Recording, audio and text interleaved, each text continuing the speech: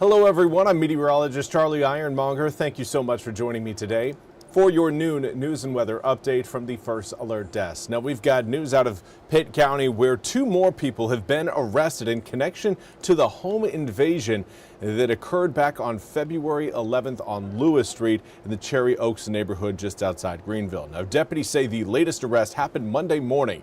Pedro Vivanco, a 20-year-old of Chapel Hill, was arrested at his home. 24-year-old Kevin Lara was caught at his home in Carborough and arrested. An investigation report said a victim was severely beaten and tied up. Now, Vivanco and Lara were both charged with first-degree burglary, assault with a deadly weapon with intent to kill, inflicting serious injury, first-degree kidnapping, and first-degree forcible sex offense. The other 3 men arrested were also charged with the same offenses. Zaid Mayan, 21 of Chapel Hill, Jonathan Garcia Larios, 20 years old, who's homeless, and John Calderon, 22 years old, of Greenville. Now, both Vivanco and Lara were booked into the Orange County Jail this morning without bond. And now we want to turn our attention to the ongoing violence in Mexico after the killing of El Mencho, a notorious drug trafficker and drug kingpin. NBC's George Salas has more on the status in Mexico, specifically Jalisco, as well as Americans in Mexico and how they are staying safe. This morning, American tourists desperate to leave Mexico following stunning scenes of violence at a number of popular resort areas, including charred buildings and cars and storefronts riddled with bullets. The chaos blamed on drug cartel members furious about the killing of their boss over the weekend by Mexican special forces. Mexican authorities say they found the drug kingpin Nemesio Cervantes, also known as El Mencho, by tracking his romantic partner. American Yoni Pizer and his partner experiencing the terror firsthand, saying they were forced out of their rental vehicle at gunpoint. All of a sudden, a young man ran at us with a gun, and my friend in the backseat said, "He's got a gun, he's got a gun." Their SUV later set on fire. He threw an incendiary device in the vehicle, and our car exploded. The couple now reunited after being separated in the scramble. Many other American tourists are still unable to get out of Mexico. Since all of this unfolded, what's the scene on the ground like right now? You would think it was peaceful, but it's kind of eerie. Other Americans describing the war-like violence that unfolded over the weekend, with buildings engulfed in flames and choppers flying overhead. On both sides of the helicopter, there were men with very large guns. So we just hoped that they were the good guys and not the bad guys. Mexico's president urging calm, saying the government is in control. Telemundo anchor Julio Vaquero describing the scene on the ground in Guadalajara. Businesses that have been vandalized, broken glasses, bullets, cars that have been burnt across the streets. Today the work's to recover, the cleaning up to go back to normal. Operations at Guadalajara Airport also coming back, and Americans like Yoni Pizer are hoping to get back home. I have to imagine this is still a moment in time that you won't soon forget. That would be an accurate statement.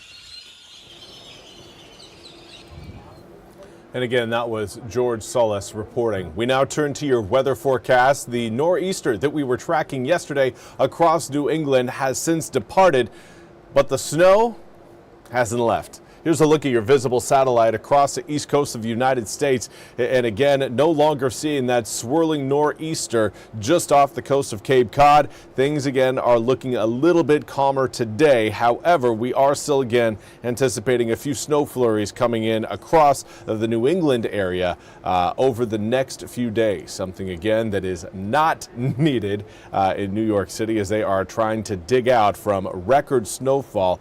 Providence, Rhode Island saw nearly 4 feet of snow in some pockets. Now here in eastern North Carolina, no snow, but we are feeling the chill. 41-degree air temperature comes with a northerly breeze at 7 miles an hour that is making it feel like 36 degrees outside. But yeah, we've got sunny skies across the east. It's not going to be a cloudy day today until we get to this evening, and that's when cloud cover will start to build over the east. Currently seeing air temperatures generally in the upper 30s to low 40s.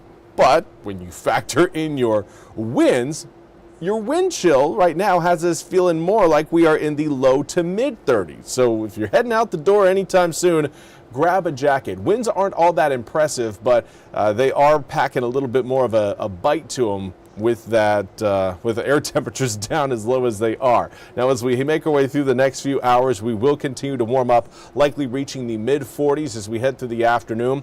But notice your winds starting to come in a little bit more out of the southwest later on in the day. This will eventually lead to a warm up. You'll feel it more so tomorrow than what you're going to feel tonight, but overnight lows tonight should stay just above freezing, should avoid that 32-degree mark early tomorrow morning. Now, we've got rain showers to talk about.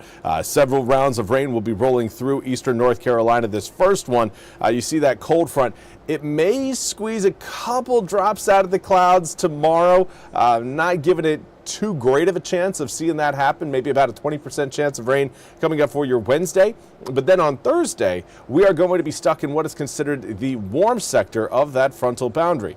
That is going to bring about a little bit more heat. Plan on the mid 60s coming up on Thursday, but it will also come with rain showers, and those showers will stick with us from Thursday into Thursday night, into Friday morning, and potentially wrapping up as we head towards Friday afternoon. I know we've got a baseball game happening on Friday at Clark LeClaire. Hopefully, again, that game goes off without a hitch, but we are, again, keeping an eye on that rainfall forecast, so stay up to date with us here in the Weather Center for more information on that as we get closer to Friday. Do want to say hello to Sue Ann from Manio. Thank you so much for joining me over on Facebook. Later on today, again, cloud cover will gradually roll in. I think it's going to happen once we get past sunset, and then we'll wake up tomorrow morning with mostly cloudy skies. Maybe a chance of a stray shower or two, but not really the type of rain that's really going to be taken over as we head more so into your tail end of Thursday, more so into Thursday night into Friday. That's when I think we're going to be seeing more rain showers try to work their way into eastern North Carolina there. You saw a majority of those showers still sitting further back towards the west, delaying their entrance into eastern North Carolina. And that's why, again, we continue to talk about Friday at the baseball game. If that whole system decides it wants to slow down, we may end up seeing that game potentially be delayed. Now, 66 on Thursday turns to 56 on Friday. Low 60s Saturday, mid to upper 60s on Sunday, and then we are cooling back down again as we head into the start of next week. 50 degrees Monday, 56 by next Tuesday. That's all we have time for today's noon news and weather update from the First Alert Desk. I want to thank you all so much for joining me. We'll be back with more news and weather coming up at the top of the hour. Until then, have a fantastic rest of your Tuesday.